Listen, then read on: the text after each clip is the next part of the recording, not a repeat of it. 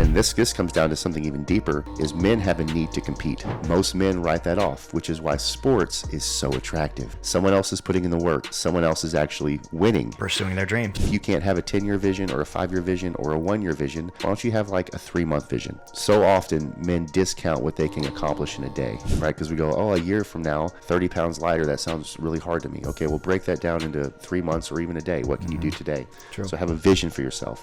You've got to have benchmarks that you can check off as you get there. Plus, it feels good. It creates wins. And I think probably the third piece of this is stop trying to do it alone. If you are stuck on the binky and the pacifier and you recognize you're there, surround yourself with a type of men that will be intrusively accountable in your life, that you give permission to, that you're intimate with, that you're close with, that will challenge and confront you and support you through healthy community.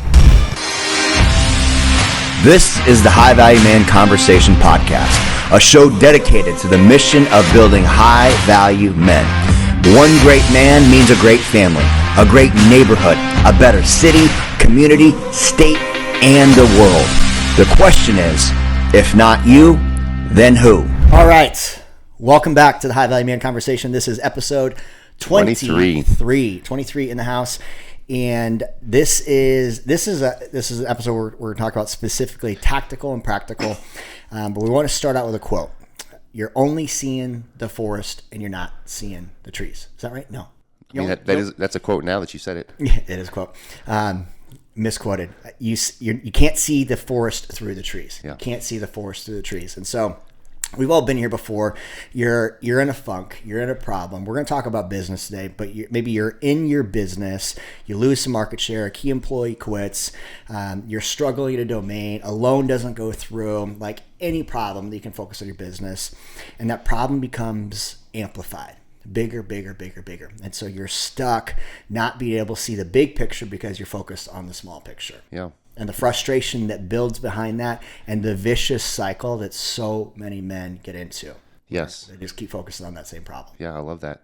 It takes me back to our Mount Massive hike last year that we went on. And it was my first time doing a significant type hike like that. And so we go into Mount Massive, and you start at 10,000 feet, so you can't really breathe anyway with that because of your base camp was pretty low. But we go into this hike, and there's gargantuan trees, and so you have to literally hike by trail map. And so we had to enter it in on data. So we had our smartwatches were telling us where to go, even though there was trails. There were so many trails you would get lost. And so you had to follow our pre-plan to get up this mountain. And I didn't even know at that time, Aaron, that trees only grow to a certain height on a mountain. It just never clicked to me why that was a deal. Like you have tree lines, so like 12,500 feet or so up the side of a mountain, you'll go from thick, dense forest to literally no trees at all, and then you can start to see the summit afterwards. And so as we're going through this, it's like 12 and a half hours into this hike, and we're beat by that point. But our map says we're a long way from getting to our final destination. That it wasn't until we crossed over that height where we went from dense forest to no trees left at all, that we finally got to see our destination, which was the summit. And so we still had another 3.5 to 4 hours after that. But going through the forest, we couldn't see the mountain, couldn't see the direction we were going in. We had to fully rely on our data, just going, okay, I'm going to trust this thing. And then lo and behold, once the trees went away, then we could see our destination and really go, okay, like now I can see this. Now I can see us finishing this hike. It's a monumental trip, and lots of lessons learned on the trip. Yeah, and that's powerful. It's it's always darkest before the dawn kind of thing. And so if you're facing a problem, same idea behind what Josh just described is like you're just in the thick of it. Like all you can think about is the next step, and sometimes you don't even know if you're moving in the right direction if you don't have a good blueprint for it. I love that because we were also talking about how airline pilots travel their destinations, and there's two types of airline pilots. Well, there's multiple types of ways to fly, but there's two that are very well known in the general space of just thinking. And you have VFR, which are your visual flight rules, and you have IFR, which are your instrument flight rules. That's good. And so really, that's just two philosophies of thought that we use in our business. And then why Aaron and I are bringing this up is simply because most business owners are business owners. They think they are. I'll say that again. Most business owners are actually business operators. There's two types of ways you can be in your business. You can be a business operator or you can be a business owner. And that's a completely different seat to be in. One's an employee that's prison bound that can't quit. Like if you are a business owner, you know this already. You can't quit. Yeah. Because you have Or clients. take a vacation. Right. Or step away for a couple days. Right. So you become a prison to your business, which is almost worse than being an employee where someone else is paying and you get actually leave work at work. Yeah. Yeah, it's very true. So as we took that concept, that philosophy of what most people in business go through is we end up flying by sight. So a few things that VFR pilots have to deal with is, one, all pilots start here. So this is the starting place for people in business. This is the starting place for pilots, is flying by sight. All new pilots begin here. So in visual flight, you can pretty much fly anywhere you like, but you have to avoid controlled airspaces. Okay. So there's areas of the marketplace that are off limits to you. You have to stay out of the clouds, which means if there's circumstance, if there's difficulty, you're not allowed even to be close to it. And you have to abide by a certain cloud clearance requirement when flying VFR, depending on the airspace you're in. So you have to maintain continuous ability to fly visually.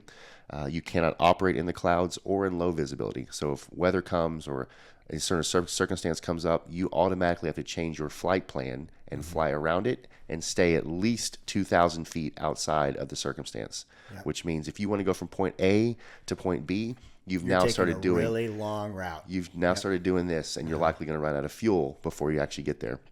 It's a pretty wild way to think that VFR pilots have such limitations on them. An example of VFR pilot, and it brings me back to my time when I was working with Bedros, crop duster versus a fighter jet. So a crop duster, right, he has a very small, specific plot that he has to be able to fly in to be able to dust his crops. And what Josh is describing by this visual flight rules, visual flight rules, he's got to be able to stay lower than the clouds. Right? He's got to have constant visibility, and he has to stay in a little box. And so growth outside of that and taking a long destination is completely off limits because he doesn't have the accreditation, doesn't have the support, and he doesn't have the tools to be able to see the forest through the trees. So he's literally focused on this little box. Yep. And whether you're thinking this is not a knock at all on crop dusters, it's very important for the viability of our nation. They are very important people.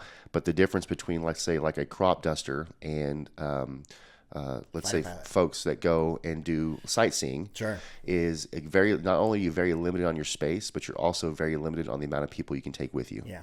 So it's really just you and maybe, if you're lucky, another individual or two on this very short flight that's really not going to go anywhere except come back and land where it took off.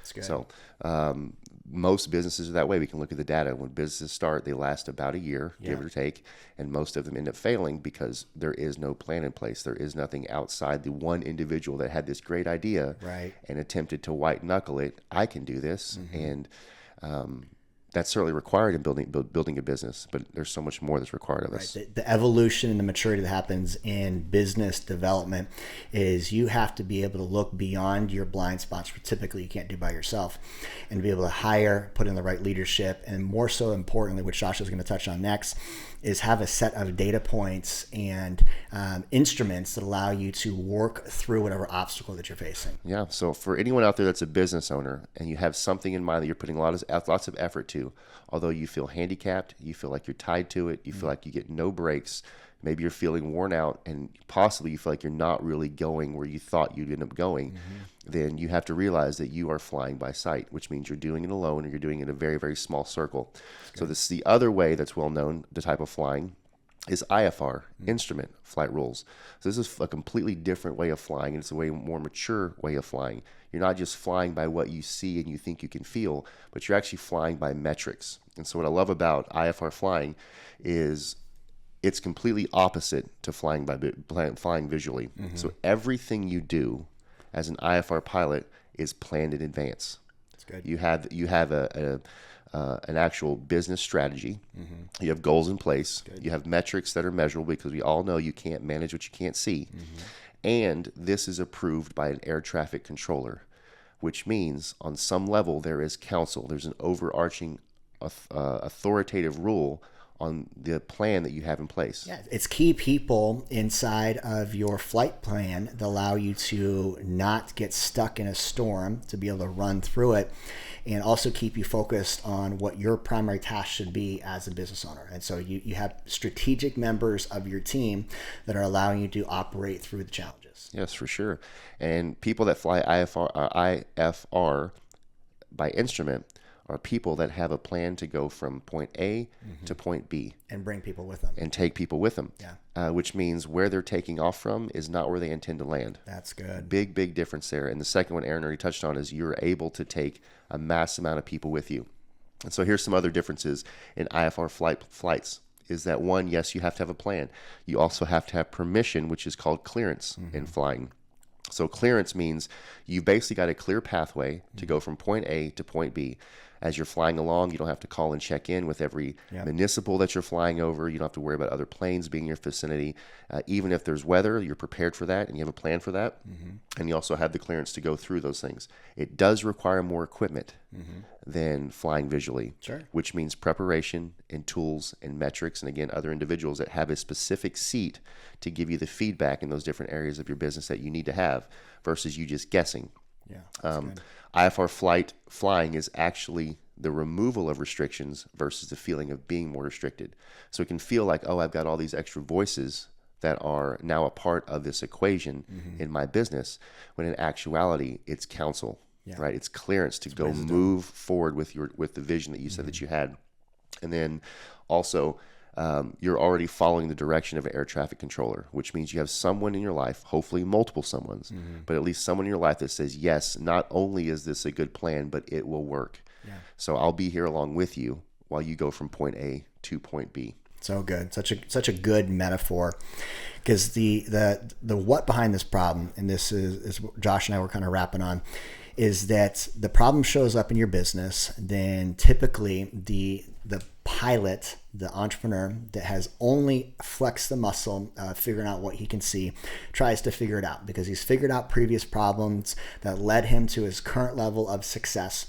And so he goes into FIO mode. FIO, I'm going to figure it out on my own. I'm a lone wolf and I'm going to white knuckle it. I'm going to work harder. I'm just going to grit my way through it.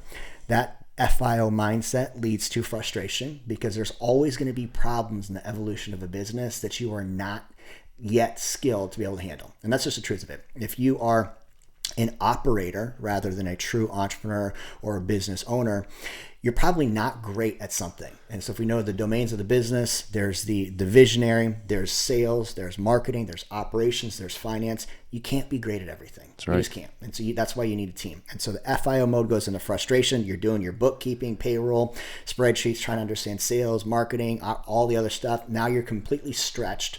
You're overwhelmed. And that one problem that showed up in the business as a fire then becomes multiple problems. That frustration typically, this is my experience and probably your experience too, leads to some form of sedation.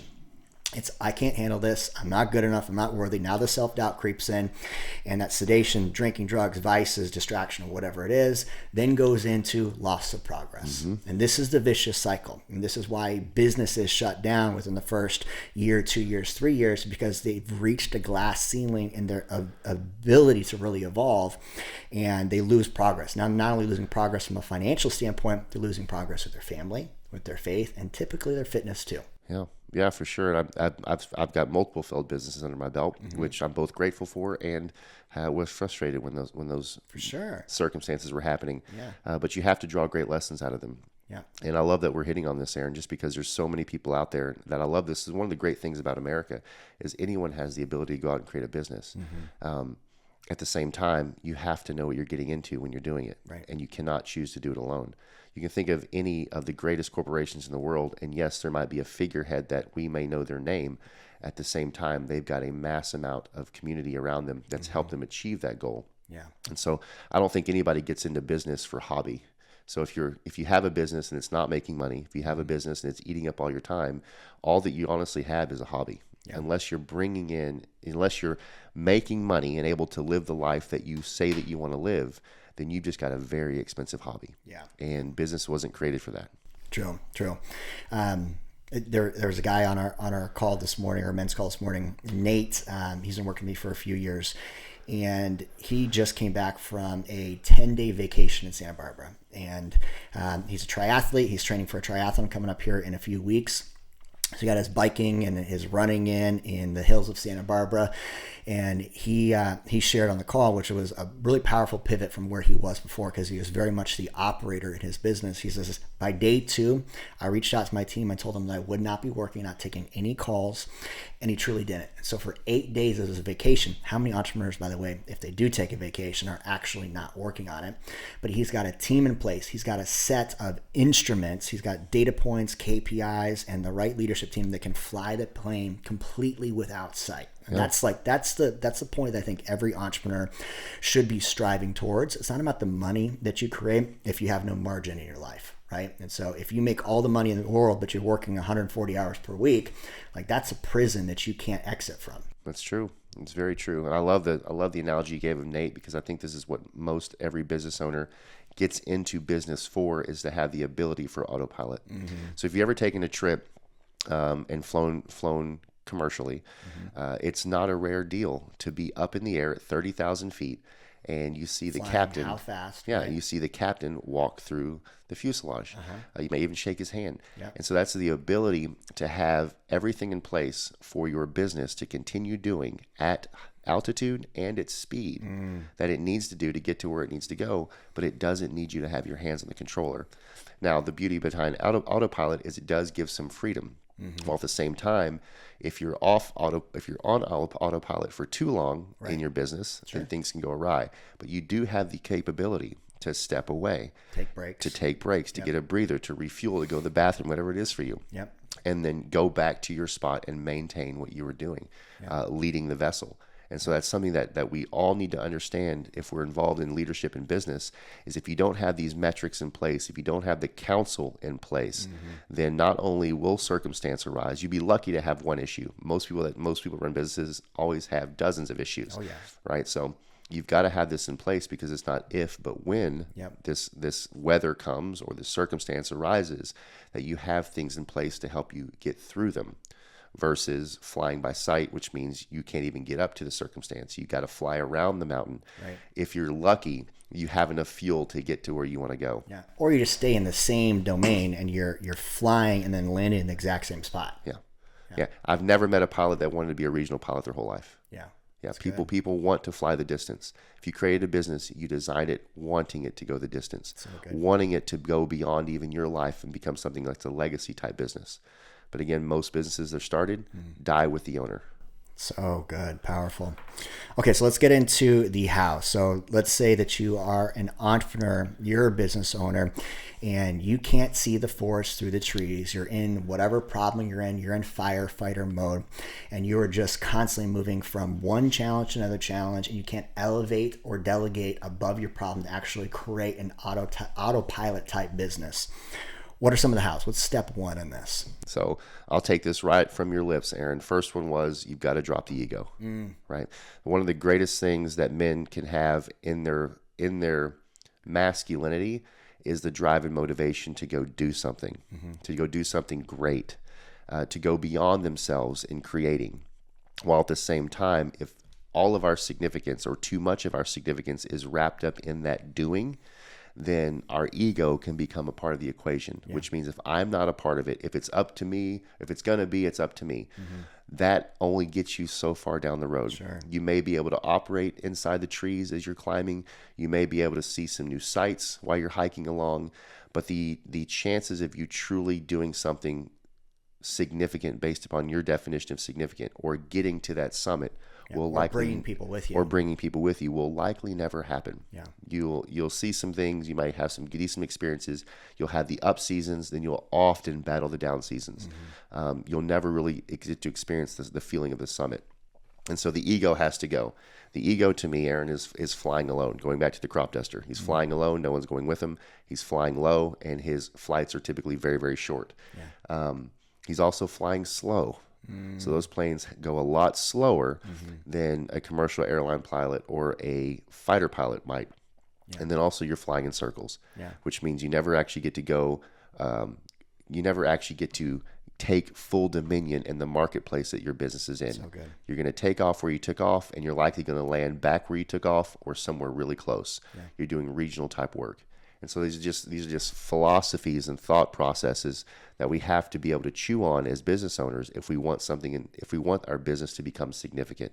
Is you can't do it alone, and you need more than your cousin and your brother and your sister's sister to help you run and manage your business. So good. Drop the ego. An ego check should be very, very simple for you. If you are listening to this podcast and you are a business owner and you are struggling, suffering, you don't have the freedom, you feel more like it is a prison rather than a purposeful business that you get to step away from, that is your ego check. So step one is drop the ego. For sure. I like that. And the biggest piece we can give you is something we harp on week in and week out is counsel, and the value behind having intelligent individuals in strategic seats. And that's the biggest piece is whether it's counsel or whether it's coaching.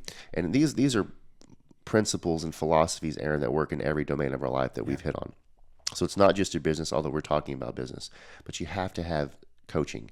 You have to have people in strategic seats, counsel. And so with that, your counsel or your coaches would tell you that, one, you need a plan, right? You might have a great idea, you might have a decent vision, but if you don't have a plan, you'll fail. Yeah. You'll never get to where you think you want to go. And you've got to understand how to fly by instruments, which means you have to have data and metrics. Good. We're talking about a very large client of yours that does massive, massive numbers on a global type scale. Yet their problem right now is they have so much influx of clientele that it's hard for them to nail down who is their primary target. Right? So you got to be able to gather the data, review the metrics, so you have a specific individual that you're going after. Once you have that in place, then you can begin to spend 80% of your efforts on your top 20% clientele and watch your business not explode overnight. Yep. So flying by instruments. You can also fly higher, right? So you get to an echelon of business that others could only dream of. You now get to fly over the mountains. If the circumstance arises, then you've got everything it takes to fly through the weather. But even so, most IFR pilots have the capability to fly over the weather. So good. And that's something that requires counsel and coaching. Yep. You need those second, third, fourth sets of eyes. You need the specialists sitting in the individual seats. You have to drop the ego, realize you can't do it alone, and start recruiting the right people to take your vision to the next step. Yep, for sure. And another thing that comes with IFR type flying is you get the opportunity to fly at a much higher altitude. And the gift of flying at a higher altitude is it requires a lot less thrust, right? So when you're starting your business, when you're trying to get off the ground, when you're attempting to get over a mountain, it takes a lot more thrust with a positive attitude, so lots of effort to get you up to altitude. But once you're at altitude, you have the opportunity to throttle back, right? So it's a lot less effort that's going out the door, yet you're flying with less resistance.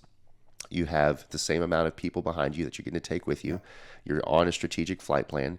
You've received clearance from ground control that this is the right direction to go in. These are the right moves to make. These are the right people to hire. These are the right people you need to let go of. And so you're able to move further down the road far more efficiently with a lot less effort. And you have the opportunity not only to fly with less resistance, but you get the opportunity to fly in a straight line. So good. So good. And the last piece of this, if we're going to give you the how, kind of practical, tactical, ego check. So, if this is hitting you between the eyes, check that ego. Step 2, get some counsel, coaching, mentorship, get a part of a group, get some strategic relationships. Don't surround yourself with yes men that are only just complimenting you and patting you on the back. You want to have someone that's going to give you that intrusive accountability, hold you accountable to the third piece of this, which is a greater vision. You started your business because you want to have income, impact, investments, you want to inspire people. So that vision is important. You have to have the vision of where you're going, and the vision should be powerful, compelling, and it should motivate you to work past these initial struggles. So when you get stuck in that forest and trees problem, you can elevate above and start to see the whole landscape of the direction you're moving in. For sure. You got to have it. It goes right back to my Mount Massive climb. Is our vision was very, very short. We probably couldn't see more than 50 meters ahead of us. Yeah. But we also had a plan that told us how many steps to go in one direction, when to change course, and how many steps to go in the next direction. And so by flying, we were hiking by sight, but we were also hiking by instrument. Love that. That's the only reason we had the opportunity to meet Summit.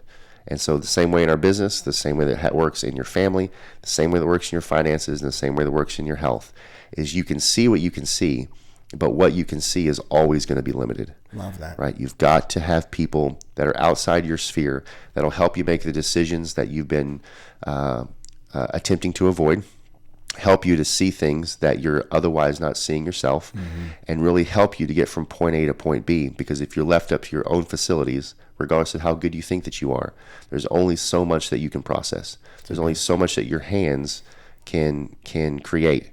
You've got to be able to do more with the 6 inches between your ears than you do with the 6 inches between your hand spans. There's only so much that this can do. And so relationship is the biggest key in that. Love that. Love that. All right, guys, if you are a business owner, this podcast served you in any way, do us a big favor and leave us a 5-star review, like, share, comment, share this with somebody else along their journey. Quick recap for you. If you are flying by sight alone, you will not reach the long-term vision and destinations you want to create. And more so than anything, you're not going to be able to bring the people along that you want to bring with you. This is your friends, your family, and your future kids and grandkids, and the legacy you want to leave behind. Choose to drop the ego. Get some counsel in your life, coaching, mentorship. Get a part of a group that will challenge your way of thinking so you can think bigger and bolder and have a clear vision with where you're going. I love it. Much love, many blessings. We'll talk to you guys soon. Boom.